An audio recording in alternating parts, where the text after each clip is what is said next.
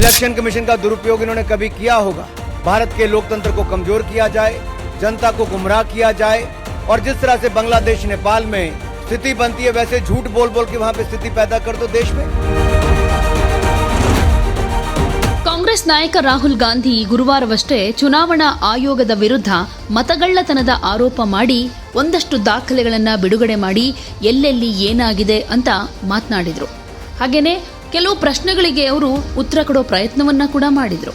ಚುನಾವಣಾ ಆಯೋಗ ಹಾಗೆ ಮೋದಿ ಸರ್ಕಾರದ ಮೇಲೆ ನಿರಂತರವಾಗಿ ದಾಳಿ ನಡೆಸ್ತಾ ಇರೋದ್ರಿಂದ ಬಿಜೆಪಿ ಪ್ರತಿದಾಳಿಯನ್ನ ಮುಂದುವರೆಸಿದೆ. ಇದ್ರ ಬಗ್ಗೆ ಬಿಜೆಪಿ ನಾಯಕ ಅನುರಾಗ್ ಠಾಕೂರ್ ಸುದ್ದಿಗೋಷ್ಠಿಯನ್ನ ಉದ್ದೇಶಿಸಿ ಮಾತನಾಡಿ ರಾಹುಲ್ ಗಾಂಧಿ ವಿರುದ್ಧ ವಾಗ್ದಾಳಿಯನ್ನ ನಡೆಸಿದ್ದಾರೆ. ರಾಹುಲ್ ಗಾಂಧಿ ಅವರು ತುಷ್ಟೀಕರಣ ರಾಜಕೀಯದಲ್ಲಿ ಮುಳುಗಿರೋ ಕಾಂಗ್ರೆಸ್ನ ದುರ್ಬಲಗೊಳ್ಳುವಿಕೆ ಹಾಗೆ ಕುಸಿತಾ ಇರೋ ರಾಜಕೀಯ ನೆಲೆಯಿಂದ ಭಾರತದ ಸಾಂವಿಧಾನಿಕ ಸಂಸ್ಥೆಗಳಾದ ಇಸಿಐಯನ್ನ ದುರ್ಬಲಗೊಳಿಸೋ ಕಾರ್ಯಸೂಚಿ ಅನುಸರಿಸುತ್ತಿದ್ದಾರೆ ಅಂತ ಆರೋಪ ಮಾಡಿದ್ದಾರೆ. ಒಳನುಸುಳುಕೋರರಿಗೆ ಆದ್ಯತೆ ಕೊಡೋ ರಾಜಕೀಯ ಕಾರ್ಯಸೂಚಿಯನ್ನ ರಾಹುಲ್ ಗಾಂಧಿ ಫಾಲೋ ಮಾಡ್ತಿದ್ದಾರೆ.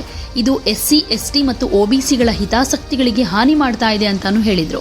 ಕಾಂಗ್ರೆಸ್ ಅಕ್ರಮ ಮತದಾರರನ್ನ ರಕ್ಷಿಸೋ ಕಾರ್ಯಸೂಚಿಗೆ ಅವಕಾಶ ಕೊಟ್ರೆ ಎಸ್ಸಿ, ಎಸ್ಟಿ ಹಾಗೆ ಒಬಿಸಿಗಳ ಹಿತಾಸಕ್ತಿಗಳಿಗೆ ಹಾನಿಯಾಗುತ್ತೆ. ಬಿಹಾರ ಮತ್ತು ಇತರ ರಾಜ್ಯಗಳಲ್ಲಿ ಚುನಾವಣೆಗಳಲ್ಲಿ ಸೋಲೋ ಭಯದಿಂದ ಕಾಂಗ್ರೆಸ್ ನಾಯಕ ಹೀಗೆ ಸುಳ್ಳು ನಿರೂಪಣೆಯನ್ನ ಕ್ರಿಯೇಟ್ ಮಾಡ್ತಿದ್ದಾರೆ ಅಂತ ಆರೋಪ ಮಾಡಿದ್ರು. ಹಾಗೆ ಚುನಾವಣಾ ಆಯೋಗವನ್ನ ಸಮರ್ಥಿಸಿಕೊಂಡ ಠಾಕೂರ್ ಯುಪಿಎ ಸರ್ಕಾರದಲ್ಲಿ ಸಚಿವರಾಗಿದ್ದ ಎಂಎಸ್ ಗಿಲ್ ಹಾಗೆ ಕಾಂಗ್ರೆಸ್ ಟಿಕೆಟ್ನಲ್ಲಿ ಲೋಕಸಭಾ ಚುನಾವಣೆಯಲ್ಲಿ ಸ್ಪರ್ಧಿಸಿದ್ದ ಟಿಎನ್ ಶೇಷನ್ ಅವರಂತಹ ಮಾಜಿ ಸಿಇಸಿಗಳ ಸಂಬಂಧಗಳನ್ನ ರಾಹುಲ್ ಆರೋಪಗಳಿಗೆ ಪ್ರತಿಯಾಗಿ ಉಲ್ಲೇಖ ಮಾಡಿದ್ರು.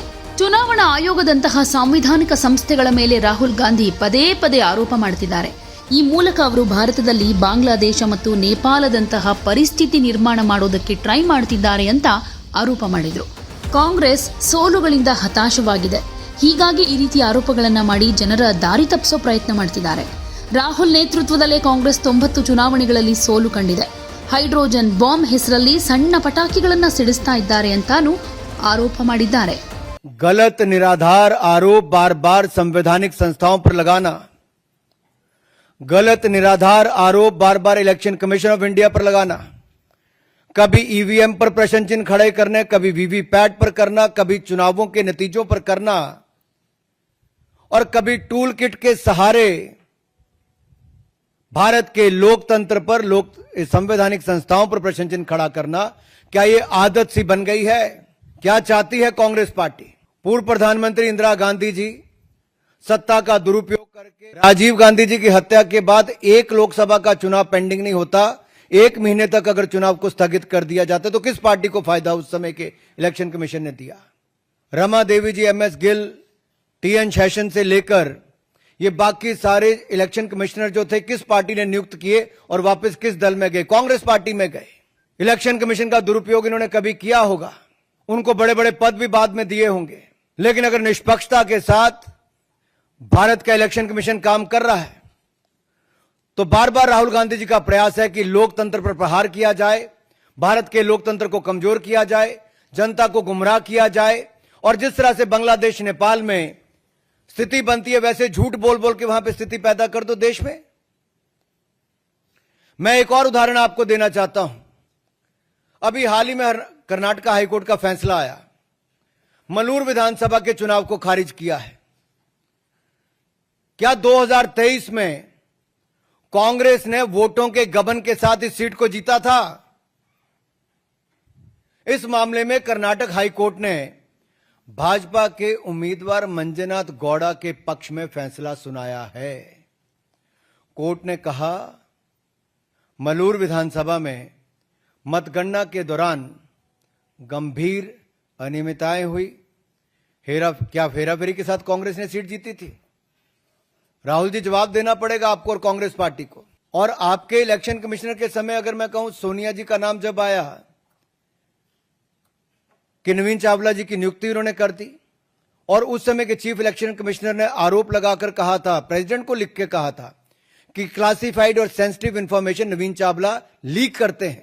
कुछ सवाल आज मैं और पूछना चाहता हूं कि जब जब राहुल गांधी जी आरोप लगाया और उसके कोर्ट गए तो बार बार इनको मुंह की खानी पड़ी। आप सारे उदाहरण उठाकर देख लीजिए, कभी माफी मांगनी पड़ी तो कभी कोर्ट की लताड़ खानी पड़ी।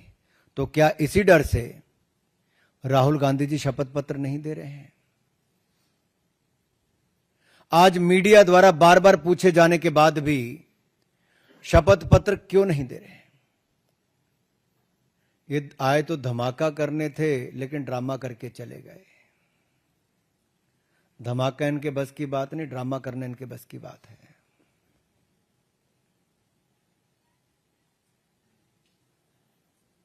और अगर इतना ही दम आपके तर्कों में है तो आप कोर्ट क्यों नहीं जाते? इलेक्शन कमीशन ने तो आपको बार बार कहा सबूत दो, हल्फनामा दो, ना आप सबूत दे पाते हो और गलत आरोप लगाते हो। क्या संवैधानिक संस्थाओं को कमजोर करना एक भारतीय लोकतंत्र के प्रति एक बड़ा षड्यंत्र कांग्रेस पार्टी का और LOB leader opposing Bharat Rahul Gandhi ji का है? क्या ये केवल घुसपैठिए वोट को बचाने के लिए है?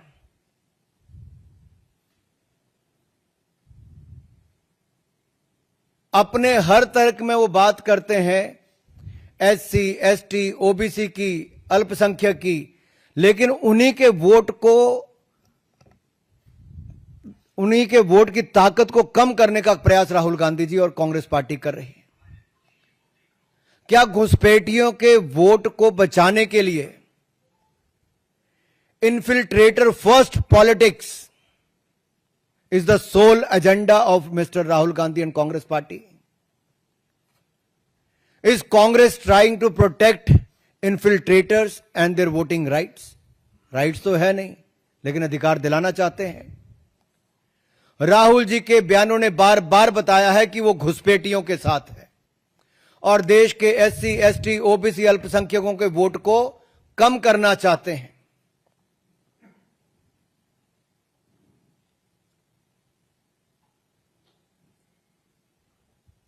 आनंद की बात मैंने आपके सामने रख दी। जो आरोप इन्होंने लगाया उस पर पूछना ही पड़ेगा, क्या वो 6000 वोट डिलीट हुए थे कि नहीं हुए थे? और बीआर पाटिल क्या कांग्रेस पार्टी के विधायक हैं जो जीते हैं? तो क्या कांग्रेस ने वोट चोरी करके चुनाव जीता है? राहुल जी अराजकता फैलाना बंद करें, लोकतंत्र के खिलाफ षड्यंत्र बंद करें। Your sole politics has become to create chaos, then play victim card, and you are always trying to delegitimize democracy. आप ना शपथ पत्र देते हैं, ना सबूत देते हैं, आप केवल आरोप लगाने का काम करते हैं। इसका मतलब कांग्रेस का भारत के लोकतंत्र में, संवैधानिक संस्थाओं में, इनमें विश्वास नहीं है। केवल अराजकता फैलाना, अनरेस्ट पैदा करना और भारत को डिस्टेबलाइज करने का एक षड्यंत्र टूल किट गैंग के माध्यम से क्या आप लोग रचने जा रहे हैं, कर रहे हैं प्रयास? लेकिन आप जितने मर्जी प्रयास करिए, भारत के लोकतंत्र को भारतीय जनता पार्टी मजबूत करने के लिए हर कदम उठाएगी।